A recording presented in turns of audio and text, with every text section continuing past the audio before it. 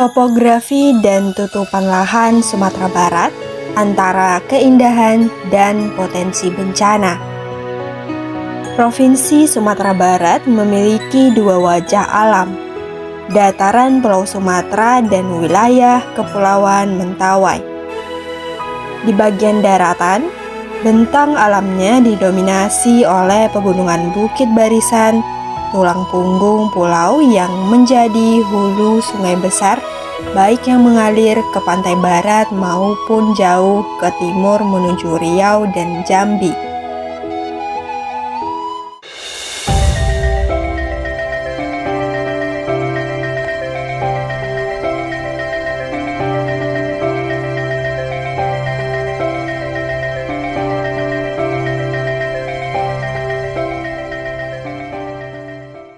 Secara sederhana, topografi Sumatera Barat dapat dibagi menjadi 3 region utama.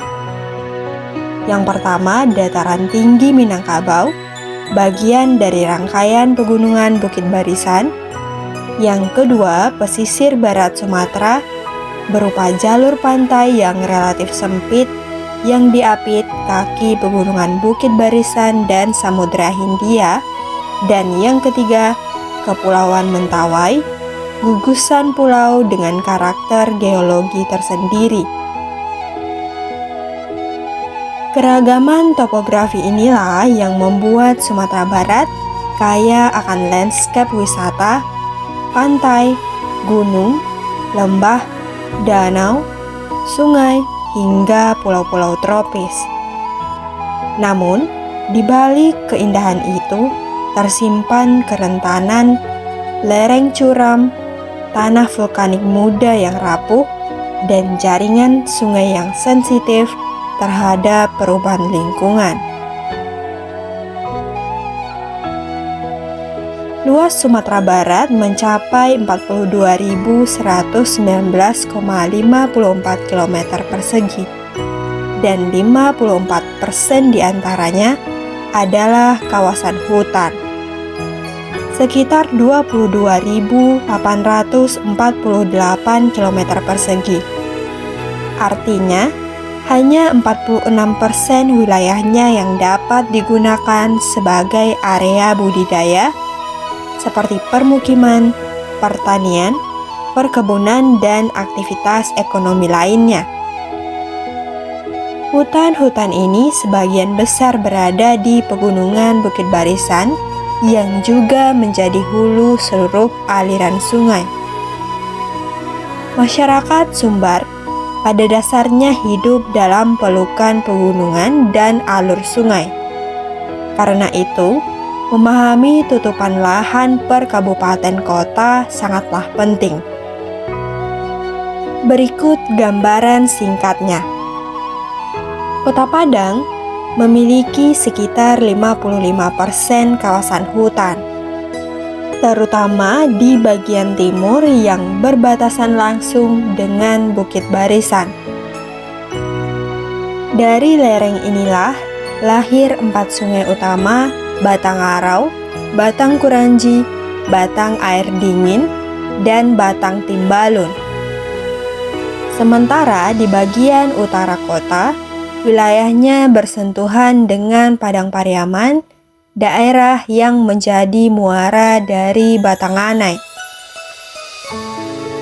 Kabupaten Agam menyimpan sekitar 30% kawasan hutan, dengan pola aliran air yang sangat unik. Sebagian besar, kawasan baratnya mengalirkan air langsung ke Samudra Hindia melalui Batang Antokan dan Batang Masang Kiri. Sementara bagian kecil di sisi timur justru mengalir ke Batang Agam, menuju wilayah 50 kota. Kabupaten Padang Pariaman hanya memiliki sekitar 21% kawasan hutan yang hampir semuanya berada di bagian timur. Selebihnya berupa daratan rendah pesisir yang dialiri sungai-sungai pendek seperti Batanganai, Batang Ulakan, Tapakis, Manggur, Tikuk, dan Kinara. Sungai yang sangat responsif terhadap hujan di hulu. Kabupaten Tanah Datar mempunyai 37% tutupan hutan yang tersebar di barat, tengah, hingga timur.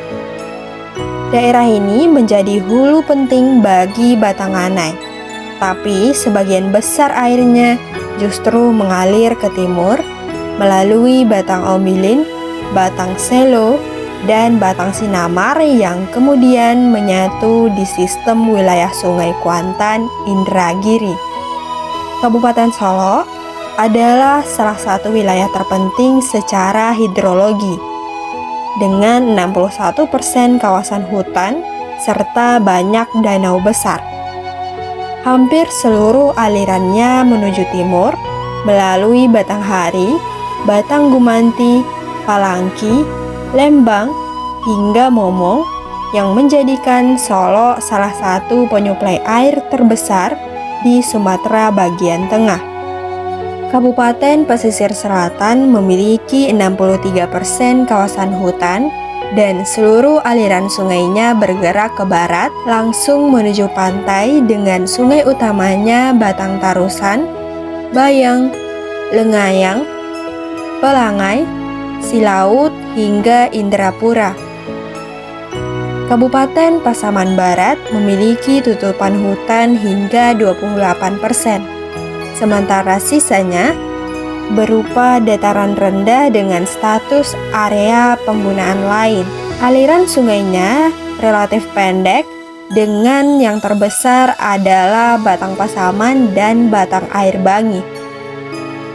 Kabupaten Pasaman justru jauh lebih berhutan, sekitar 67%, dan kawasan ini menjadi persimpangan aliran yang mengarah ke barat dan timur, Batang Sumpur yang menuju sistem Sungai Rokan, serta hulu Batang Pasaman dan Batang Masang yang mengalir ke pantai barat.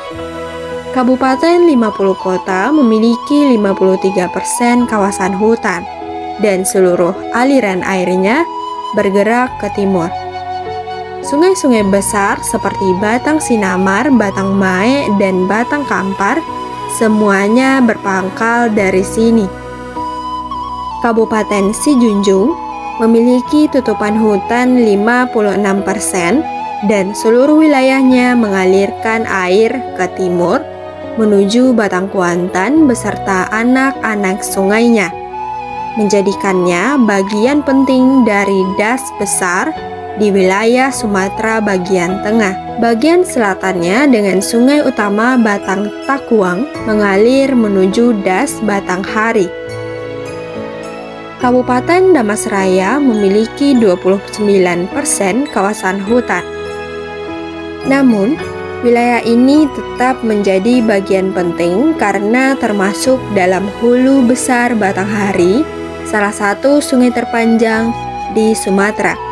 Dialiri oleh Sungai Batanghari dengan anak-anak sungainya Batang Siat, Batang Momong, Batang Piruko, dan Batang Timpeh. Di Kabupaten Solok Selatan, dengan 61% kawasan hutan merupakan daerah hulu strategis Batanghari. Dari sini, mengalir Batang Suliti, Batang Bangko, Batang Sangir, hingga Batang Jujuan yang menyatu di sistem Sungai Batanghari yang mengalir di wilayah Sumatera Barat dan Jambi. Kabupaten Kepulauan Mentawai adalah wilayah dengan tutupan hutan terbesar di Sumatera Barat sekitar 82% dan seluruh kawasannya masih berupa hutan tropis. Karena itu, sungai-sungainya cenderung pendek, kecil, dan berkarakter khas pulau-pulau tropis yang alirannya deras saat hujan tapi cepat surut ketika cuaca cerah. Beralih ke dataran utama, Kota Sawalunto memiliki tutupan hutan sekitar 37% dan semuanya bermuara ke Batang Ombilin. sungai besar yang sejak era kolonial menjadi jalur vital penopang kota tambang itu. Di kota Padang Panjang, tutupan hutan hanya sekitar 24% dengan aliran air yang menuju Batang Anai, sungai yang mengalir turun dari Gunung Singgalang dan sering jadi indikator kondisi hidrologi kawasan sekitarnya.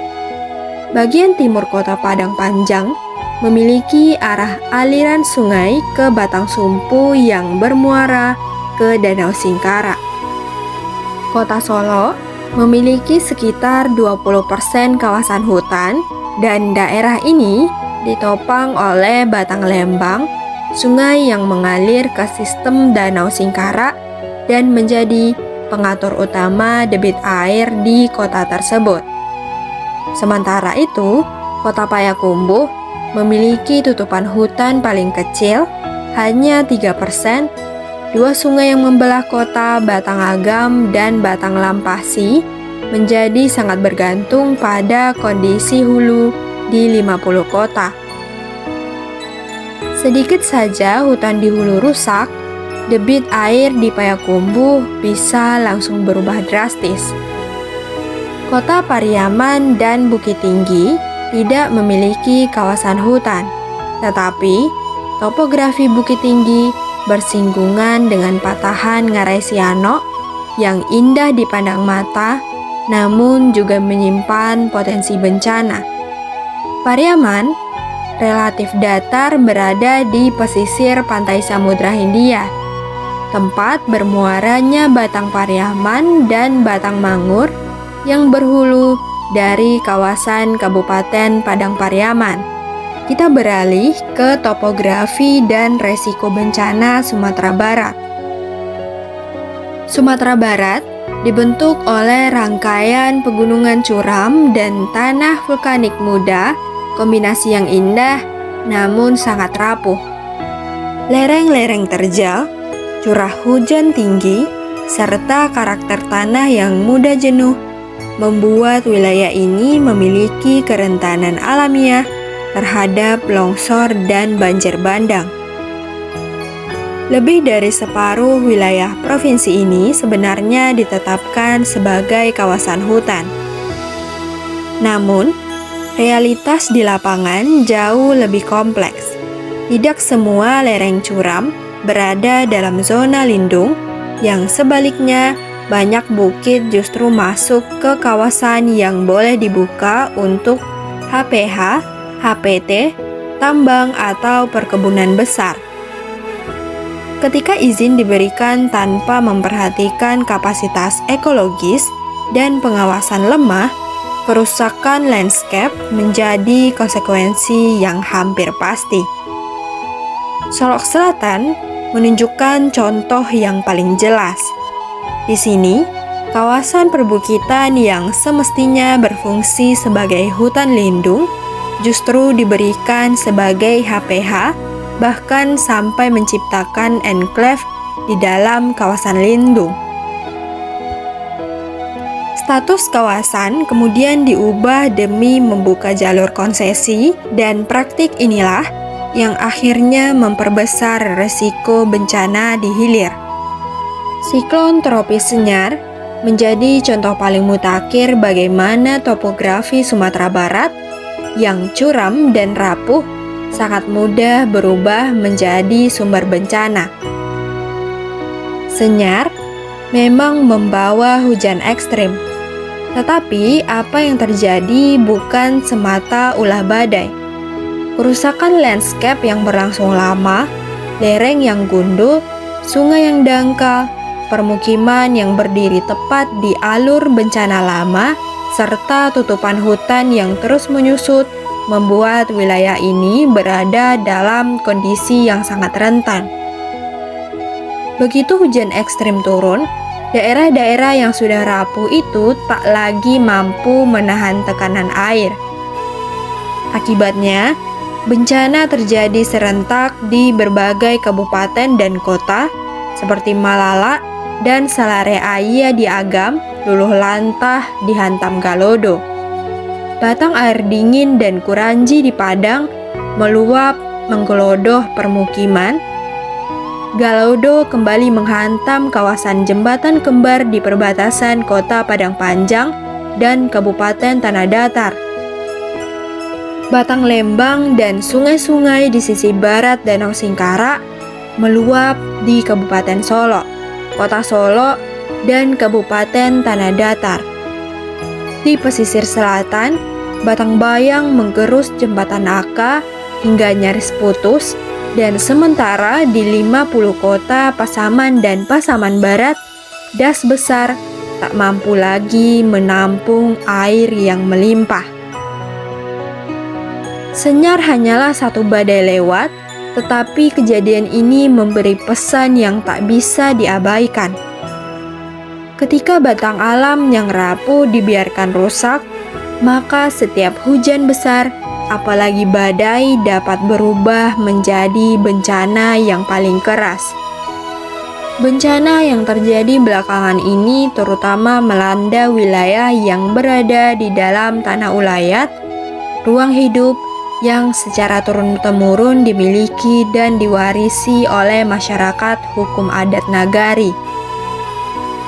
Merekalah yang pertama dan paling merasakan dampaknya ketika sungai meluap, lereng runtuh, atau Galaudo menyapu kampung.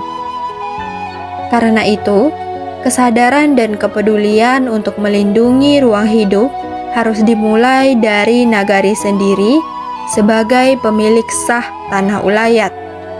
Kerusakan terbesar selama ini justru muncul di area ulayat yang terlepas dari kendali Nagari dan dikelola pihak luar tanpa mempertimbangkan batas kemampuan alam.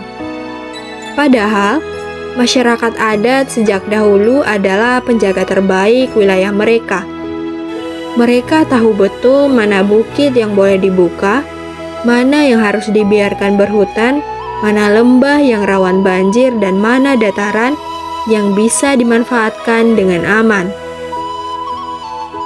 Dalam tata ruang adat, semua elemen memiliki tempat dan juga fungsinya.